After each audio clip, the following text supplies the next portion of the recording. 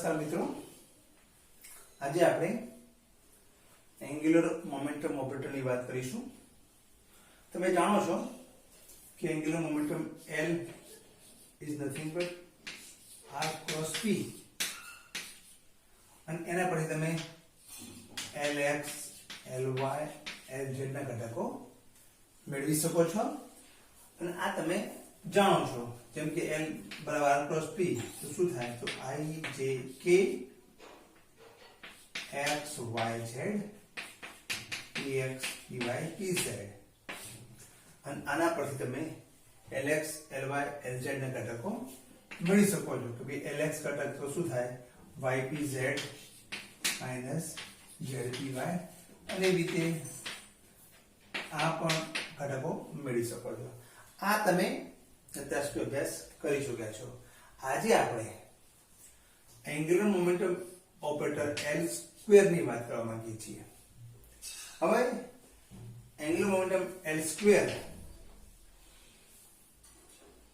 ની કિંમત આપણે ગોળીય ધ્રુવીય યામમાં મેળવવા માંગીએ છીએ. કારણ કે પરીક્ષામાં આપણને ક્યારેક પૂછવામાં આવે છે કે square of angular momentum L² ને ગોળીય ધ્રુવીય યામોમાં મેળવો, તો તમારે મેળવવાનું થાય. અથવા એક્ઝામમાં એમ પણ પૂછે કે ભાઈ L² બરાબર આ L² નહીં, જેમ કે આ તમારી r અને p માં રજૂઆત છે, સ્થાન અને વેગમાનમાં રજૂઆત છે, બરાબર, એટલે કે કાર્ટેશિયન કોઓર્ડિનેટ રજૂઆત છે. તો એના પરથી L² બરાબર આ તમે જાણો છો કે L² બરાબર r² p² minus r dot p² plus IH cross rp, બરાબર છે. ઓકે, તો તમે આ સૂત્ર જે છે એમાં L² એ r અને p ના સંદર્ભમાં પોઝિશન કોઓર્ડિનેટના સંદર્ભમાં આપણે મેળવેલ છે. આપણો ઈરાદો શું છે કે આ L² જે છે એને આપણે ગોળીય ધ્રુવીયામોમાં એટલે કે સ્ફેરિકલ કોઓર્ડિનેટના સંદર્ભમાં રજૂ કરવા માંગીએ છીએ. અને એની રજૂઆત કેવી છે? એની રજૂઆત જે છે એ મુજબ એ L² minus IH cross square 1 upon sin theta into d by d theta sin theta into d by d theta plus 1 upon sin square theta into d square by d phi square. એટલે આપણો અભ્યાસનો મુદ્દો શું છે? આપણો અભ્યાસનો મુદ્દો એ છે કે એન્ગ્યુલર મોમેન્ટમ ઓપરેટરનો સ્ક્વેર L² એને ગોળીય ધ્રુવીયામોમાં મેળવો. એટલે જો આપણને આપી દીધું હોય, એક્ઝામમાં ક્યારેક એમ કહેવામાં આવે છે કે આપણે જાણીએ છીએ કે L² બરાબર આ, અને તેના પરથી L² ને આ રીતે રજૂઆત કરો. અથવા આવું ના આપ્યું હોય છતાં પણ તમને એક્ઝામમાં પૂછી શકાય છે કે ભાઈ એન્ગ્યુલર મોમેન્ટમ L² ને ગોળીય ધ્રુવીયામોમાં મેળવો. તો તમારે એવા સંજોગોમાં આ સૂત્ર યાદ રાખવું પડે અને એના આધારે આનો ઉપયોગ કરી અને આપણે L² માં મેળવવું પડે, બરાબર છે. અને આ વસ્તુ તમે જાણો છો કે L બરાબર r પ્લસ p ને x y z ને px ને પછી એના ઘટકો તમે અહીં Lx, Ly, Lz ના મેળવી શકો છો. અને તમે અહીં પણ એ પણ જાણો છો કે L² બરાબર શું છે? તો Lx² Ly² Lz², એવી રીતે કરીને તમે L² મેળવવાની વાત છે, બરાબર છે. તો હવે આપણે આ મેળવવાનો પ્રયત્ન કરીશું. હવે જોઈએ આપણે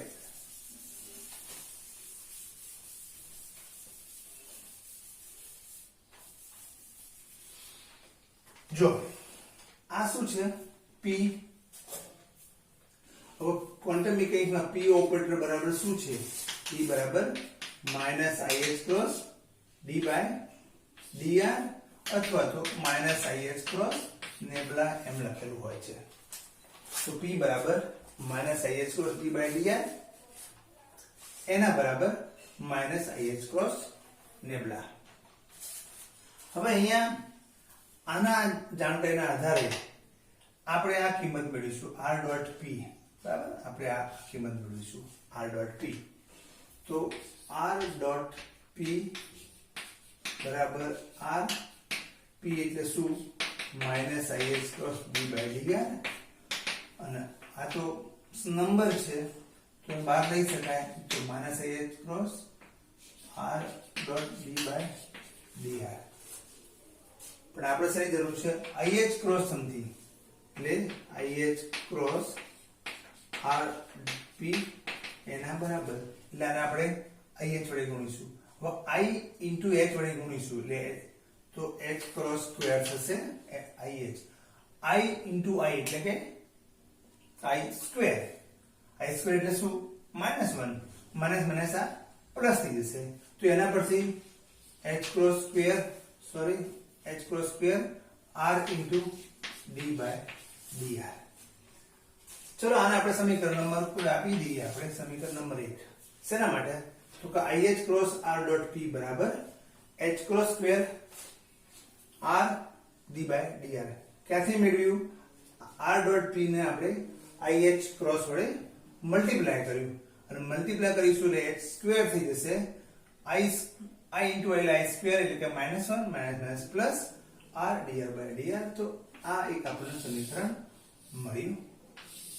ઓકે, હવે એવી જ રીતે આપણે આ પદનું સોલ્યુશન મેળવી દીધું. આપણે બીજા પદનું સોલ્યુશન મેળવીએ. એટલે જો તમને આપેલું હોય તો p ને આના આધારે તમે સિમ્પલ મેથેમેટિક્સ થી તમે બધા પદોનું સોલ્યુશન આપણે મેળવીશું, અને એ પછી આ કિંમત અહીંયા મૂકીશું એટલે l સ્ક્વેર આપણને મળી જશે. જોઈએ હવે બીજું શું છે? r dot p square. તો r ડોટ p સ્ક્વેર. તો r ડોટ p શું છે? r ડોટ p એટલે કે આ minus IH r into d by dr.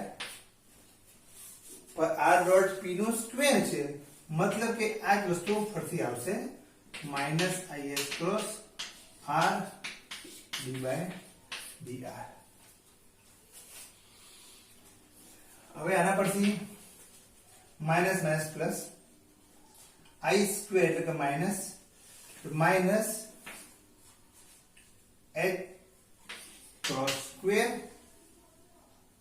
અને આ r d by dr, અને આ શું છે તમારો r into d by dr. એટલે હવે તમે અહીં સીધું r into r એવું ના કરી શકો, કારણ કે આ શું છે? d by dr ની અંદરનું આ પદ છે, એટલે તમે સીધો r નો સ્ક્વેર ના કરી શકો. એટલે આ r અહીં રહેશે, પેલું r આ રીતે છે, અને આની મદદથી તમે r ડોટ p સ્ક્વેર, તો તમે આ વસ્તુને સિમ્પ્લિફાય કરો તો શું થશે? Minus h cross square. હવે d બાય dr છે, આનું આપણે વિકલન કરીએ તો dr બાય dr એટલે શું થશે? 1 થઈ જશે. તો શું થશે? તો આ 1 થઈ ગયું, અને આ d એટલે r into d by dr રહ્યું તમારું, માઇનસ h ક્રોસ સ્ક્વેર. હવે તમે આનું વિકલન કર્યું એટલે dr by dr એટલે 1 થઈ ગયું, એટલે r into dr by dr. Okay, પણ હવે આનું વિકલન કરીશું તો આનું નહીં કરવાનું, તો r into r એટલે r સ્ક્વેર થઈ જશે તમારું, r સ્ક્વેર, અને આ શું થશે? d square upon dr square. આ સિમ્પલ મેથેમેટિક્સ છે કે ભાઈ તમે વિકલન કરો તો એક વખત આનું કરીશું, આનું નહીં કરવાનું. એટલે આનું કરીશું તો 1 થઈ ગયું, તો r into d by dr થયું, પતી ગઈ વાત. પછી આનું નહીં કરીએ તો એ બહાર આવી જશે એટલે r સ્ક્વેર થઈ જશે, અને પછી આનું કરીશું તો d square by dr square થઈ જશે. તો આ રીતે થયું તમારું આ બીજું પદ થયું, આ સમીકરણ નંબર 2. એટલે હવે તમે ટૂંકમાં પહેલા આ જે છે એની કિંમત આની પડે મૂકી શકો છો. હવે આ જે છે એ તમે અહીંથી આ કિંમત મૂકી શકો છો. એવી રીતે તમારું r સ્ક્વેર અને p સ્ક્વેર.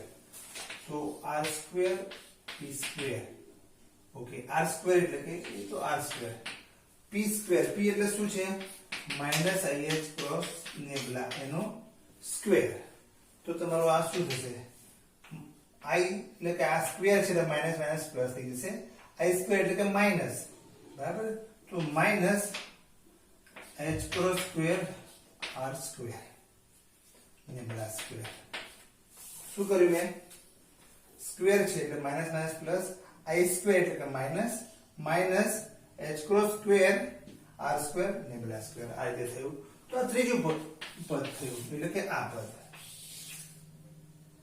બરાબર તો હવે તમને એક્ઝામમાં આપેલું હોય કાં તો આપણે જાણીએ છીએ એમ કે અહીંથી શરૂઆત કરવાની અને p ની કિંમત ઉપરથી r ડોટ p મેળવો પછી h ક્રોસ કરો અને એમ કરીને આની કિંમત આપણે અહીંથી મળી ગઈ આ બીજા પદમાં જોયું તો આ પદ મળી ગયું ત્રીજું પદ એટલે આનું દર્શાવે છે બધી જ કિંમતો આપણે એક સાથે મૂકવા પ્રયત્ન કરીએ તો શું થશે તો l2 બરાબર આ કિંમત જાણી છે એના પરથી r2 p2 એટલે કે આ થશે minus h cross square r square lambda square okay પછી માઈનસ હવે આ માઈનસ છે અને આ r ડોટ p સ્ક્વેર તો પછી માઈનસ માઈનસ શું થશે પ્લસ થઈ જશે તો plus h cross square r into d by dr minus એનો પ્લસ થઈ જશે આ પણ કારણ કે આ માઈનસ છે એટલે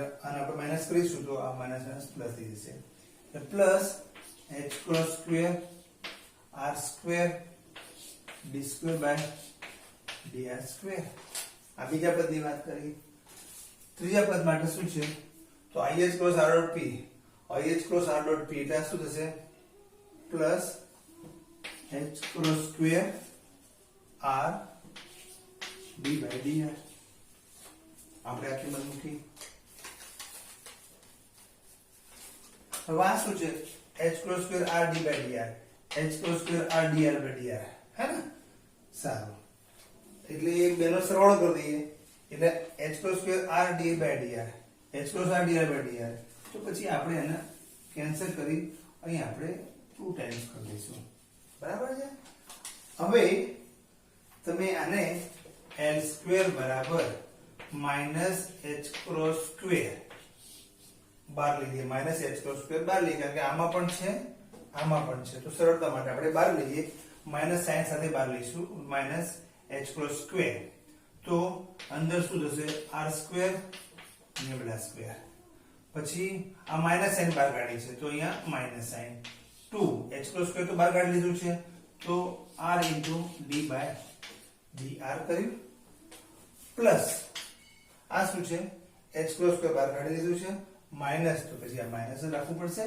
અને r square into d square by dr square okay આમ થયું ઓકે હવે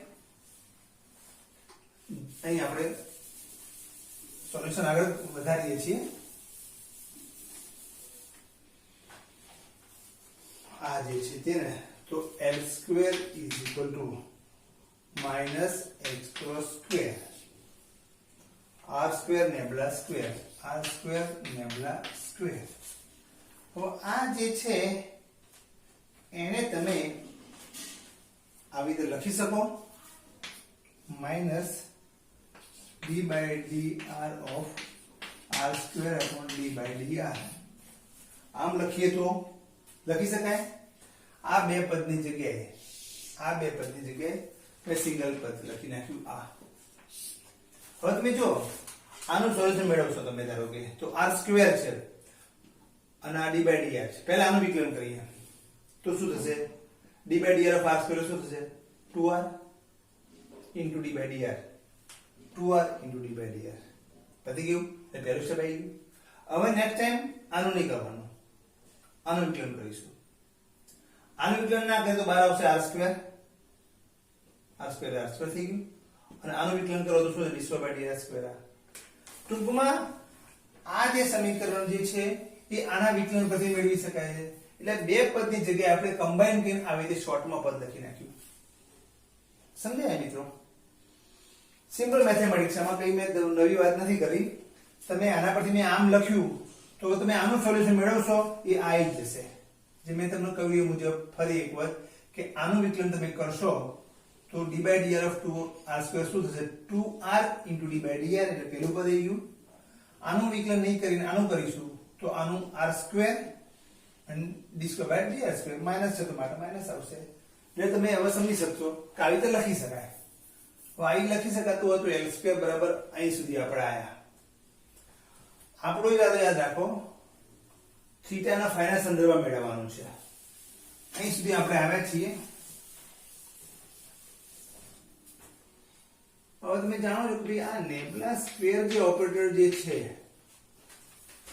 એનો કાર્ટેશિયન નહીં પણ r થીટા ફાઈ ના સંદર્ભમાં નેબલા સ્ક્વેર નું તમે આ રીતે વ્યાખ્યાયિત કરી શકો છો મેથેમેટિકલી આપ જાણો છો કે નેબલા સ્ક્વેર બરાબર શું છે તો નેબલા સ્ક્વેર બરાબર r થીટા ફાઈ એટલે r થીટા ફાઈ ના સંદર્ભમાં રજૂ કરીએ તો આ રીતે છે 1/r² into d by dr r² into d by dr plus 1/r² sin theta into d by d theta sin theta into d by d theta plus 1/r² sin square theta into d² by d phi square હવે આ તમે જાણો છો એવું માની લો કે ભાઈ નેબલા square ને r થીટા ફાઈ ના સંદર્ભમાં રજૂઆત આવી રીતે મેથેમેટિકલી કરી શકાય છે તો પછી આનો ઉપયોગ અહીં કરો કારણ કે અલ્ટિમેટલી આપણી ઈચ્છા શું છે કે l² ને r થીટા ફાઈ માં રજૂઆત કરવો છે તો નેબલા સ્ક્વેર ને r થીટા ફાઈ માં આવી રીતે રજૂ કરી શકાય છે તો એનો સીધે સીધો આપણે ઉપયોગ કરી લઈએ તો શું થશે l² બરાબર -h² અહીં r² નેબલા સ્ક્વેર ની જગ્યાએ તમે આ કિંમત મૂકો છો 1/r² into d by dr r² into d by dr plus 1/r² sin theta into d by d theta sin theta into d by d theta plus 1/r² sin square theta into d² by d phi square આ તમે નેબલા square ની કિંમત મૂકી અને minus d by dr r² into d by dr હવે l² બરાબર -h² બરાબર okay હવે આ તમે આ શું છે r² એની સાથે મલ્ટીપ્લાય કરો તો r² તોડી હશે તો અંદર શું રહેશે d by dr r² d by dr okay આનું સાથે મલ્ટીપ્લાય કરો તો આવું થઈ ગયું આનું સાથે મલ્ટીપ્લાય કરીએ તો 1/sin theta into d by d theta sin theta into d by d theta ખાલી r² ઉડી જાય છે અહીંયા બાકીના પદ એમનામ જ રહેશે એવી રીતે r² અને 1/r² એટલે શું થશે sin square theta into d² by d phi square બરાબર છે અને ત્યારબાદ અને આ શું છે minus d by dr r² into d by dr હવે તમારું d by dr r² d by dr d by dr r² આ શું છે આ માઈનસ છે તો આ પદ બંને ઉડી જશે એટલે તમને મળશે l² -h² અને 1/sin theta into d by d theta sin theta into d by d theta plus 1/sin square theta into d² by d phi square બસ આ રીતે થયું આ તમારો l² ઓપરેટર એ ગોળીય યામ પદ્ધતિમાં થયો આ ગોળીય યામ પદ્ધતિમાં રજૂઆત થઈ ગઈ અથવા એના સ્ફેરિકલ કોઓર્ડિનેટ બરાબર ફિઝિકલ કોઓર્ડિનેટમાં રજૂઆત કરી. એટલે તમને જો એક્ઝામ પૂછવામાં આવે કે L² ઓપરેટરને ગોળીય ધ્રુવીય પદ્ધતિમાં મેળવો, તો તમે આપણે જાણીએ છીએ એમ કરી અને જે મેં કહ્યું તમને કે L² નું સૂત્ર જે r અને p ના સંદર્ભમાં આપ્યું હોય એ લખવાનું, r ડોટ p ને r ડોટ p સ્ક્વેર ને એમ જે મેં આપણે પદો મૂક્યા હતા એ બધા પદો મૂકી અને છેલ્લે નેબુલા સ્ક્વેરની કિંમત ગોળીય પદ્ધતિમાં મૂકી અને સિમ્પલી તમે સોલ્યુશન મેળવી શકો છો. તો આ થયું તમારું એન્ગ્યુલર મોમેન્ટમ L². ઓકે, હવે આપણે એમ કહીએ કે આ L² એ ઓપરેટર છે. હવે દરેક ઓપરેટરને અનુરૂપ કોઈનું આઇગન ફંક્શન હોઈ શકે છે. તો ધારો કે એ ઓપરેટર L² એ કોઈ આઇગન ઇક્વેશન, ધારો કે એનું આઇગન ઇક્વેશન ન્યુ છે, કારણ કે આ ઓપરેટર શેના સંદર્ભમાં છે? ગોળીય પદ્ધતિમાં થીટા અને ફાઈના સંદર્ભમાં છે. તો ધારો કે મારું આ વિધેય જે છે એ થીટા અને ફાઈનું વિધેય છે. એટલે આ L² ઓપરેટર જે ગોળીય પદ્ધતિમાં રજૂઆત કરેલી છે તે કોઈ આઇગન ઇક્વેશન પર ઓપરેટ થાય તો પછી આપણને આઇગન વેલ્યુ આપણને આપશે, કંઈક આઇગન વેલ્યુ આપશે અને આપણને આ સેમ વેવ આઇગન ફંક્શન આપશે. એટલે હવે એમ કહી શકો તમે કે આ L² છે એ તમારો ઓપરેટર છે અને એ ઓપરેટરનું જો આઇગન ઇક્વેશન આ હોય તો L² આની પર ઓપરેટ થશે ત્યારે આપણને આઇગન વેલ્યુ આપશે અને સેમ વેવ ફંક્શન આપશે. એટલે આ જે સમીકરણ છે ને આપણે શું કહીશું? Eigenvalue equation. Eigen equation for angular momentum L². This is the eigen equation for operator L², જ્યાં lambda h² શું છે? Eigen value. બરાબર? આઇગન ઇક્વેશન એ એવું ખાસ ઇક્વેશન છે કે એ આઇગન ઇક્વેશન ઉપર આપણે જો જ્યારે ઓપરેટર ઓપરેટ થાય ત્યારે આપણને આઇગન વેલ્યુ આપે છે અને સેમ વેવ ફંક્શન આપે છે. એટલે આવા ઇક્વેશન આપણે શું કહીશું? Eigen equation. બરાબર? તો આ આઇગન ઇક્વેશન છે, આ ઓપરેટર છે, એની પર ઓપરેટ થાય આપણને આઇગન વેલ્યુ આપે છે with the same eigenfunction. બરાબર? તો આ થયું તમારું eigenvalue equation for operator L². હવે તમે જોઈ શકો છો કે ભાઈ આ તમારું ફંક્શન થીટા અને ફાઈ પર આધારિત છે, આ પણ થીટા અને ફાઈ ઉપર આધારિત છે. તો આપણે હવે એના માટે આઇગન ફંક્શન જે થીટા અને ફાઈ ના સંદર્ભમાં છે એના ઉપર ઓપરેટ કરીને આપણને આઇગન વેલ્યુ મેળવવાની છે. તો તમે જાણો છો કે આ થીટા અને ફાઈ ઉપર આધારિત છે, એને બદલે આપણે કોઈક નવું વેવ ફંક્શન મેળવીએ કે જે થીટા પર આધારિત હોય અને ફાઈ પર આધારિત હોય. એટલે આપણે આના પરથી આપણે સેપરેશન ઓફ વેરિયેબલ્સ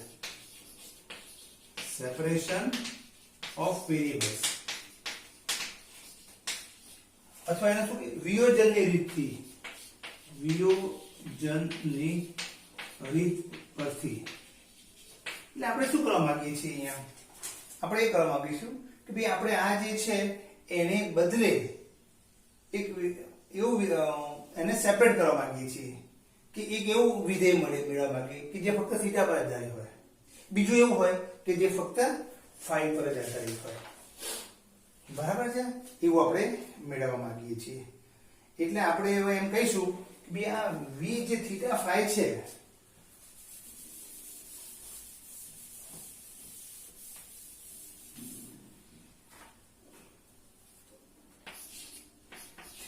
છે એને બદલે હું આવું એક વિધેય કે જે થીટા પર આધારિત છે, અને બીજું ફાઈ કે પર આધારિત, ફાઈ પર આધારિત છે. એટલે જો તમે એને બે વેરિયેબલને સેપરેટ કરી શકો, માનો કે તો એને આપણે શું કહીશું? સેપરેશન ઓફ વેરિયેબલની રીત. અને એના વડે તમે જો આ રીતે સેપરેટ કરી શકતા હોય તો પછી L² આના સંદર્ભમાં સમીકરણ કેવું બનશે? L² નું ફાઈના સંદર્ભમાં સમીકરણ કેવું મળશે એવું આપણે મેળવી શકીએ. એટલે આપણે નેક્સ્ટ ટાઈમ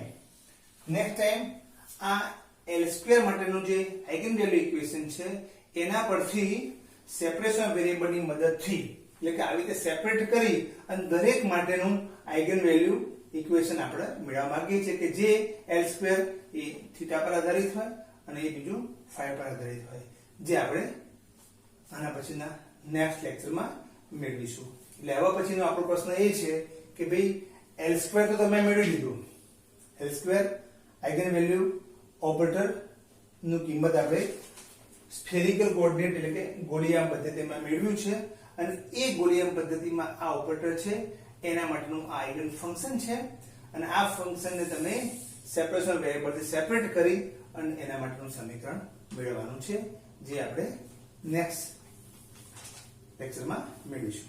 થેન્ક યુ.